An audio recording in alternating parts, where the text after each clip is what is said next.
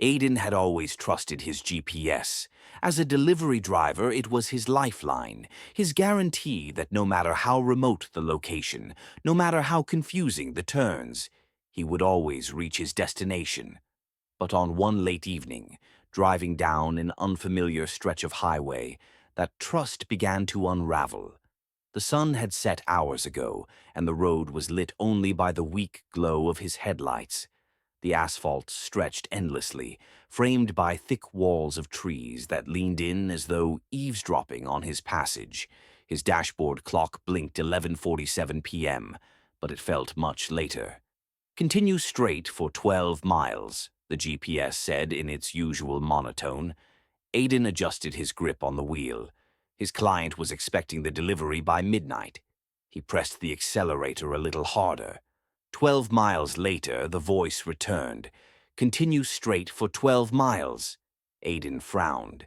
He glanced at the screen where the map pulsed with a blue line, looping back into itself.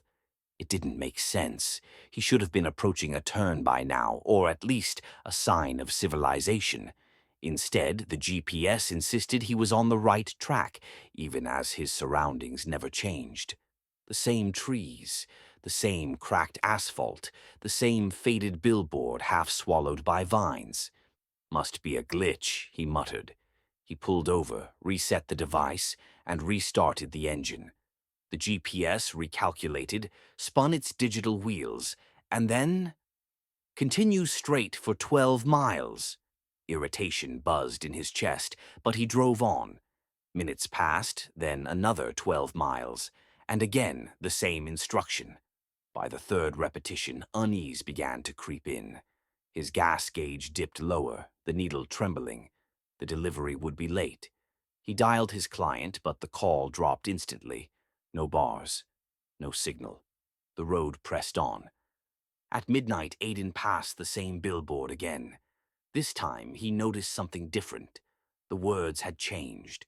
Where once it had been an old ad for soda, now the board was blank, except for a phrase scrawled in peeling black letters. "Turn back." His hands tightened around the wheel. His stomach twisted.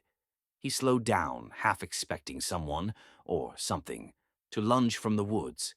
But the forest remained still, silent except for the hum of his engine. "Continue straight for 12 miles," the GPS whispered. The voice was different now. Lower, slower, almost human. Aiden's breath hitched. This is insane. He spun the wheel and made a U-turn, tires screeching against the pavement. For the first time in hours, he felt a rush of relief. But as he drove in the opposite direction, his headlights cut through the darkness and revealed the same billboard, the same trees, the same stretch of cracked road. "No, no, no, no." Aiden slammed his palm against the wheel. He checked his watch. The hands hadn't moved. Midnight still glared back at him, frozen. The loop. He was trapped in it. He pressed on, though his knuckles turned white around the wheel. His eyelids grew heavy, but fear kept him awake. Time no longer mattered. Every 12 miles was a new eternity. Every pass by the billboard left him colder, weaker, less certain of what was real. At some point, maybe hours later, maybe days, he saw headlights approaching from behind. His chest leapt. Another driver, someone who could help. The vehicle gained on him quickly. Too quickly. Aiden squinted into his rearview mirror, and his blood ran cold. It was his own truck. The same dent on the bumper. The same delivery logo half peeled from the door. The same shadowed figure in the driver's seat, gripping the wheel with lifeless, rigid hands. "No, no, it's not real." He pressed the accelerator, but the other truck matched his speed. Mile after mile it followed, its headlights burning into him, until it swerved violently and vanished into the trees without a sound. His GPS dinged. "Continue straight for 12 miles." Aiden wanted to smash the device, throw it out the window, but when he glanced at it, his breath stopped. The screen no longer showed a map. It showed his own face, exhausted, pale, hollow-eyed, and behind him, in the truck's cab, a dark figure leaned closer. Aiden swerved, panic choking him, and the device went black.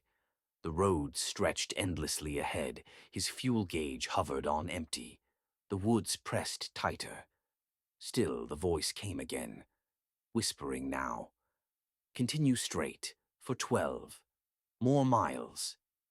And Aiden drove on, knowing he would never arrive.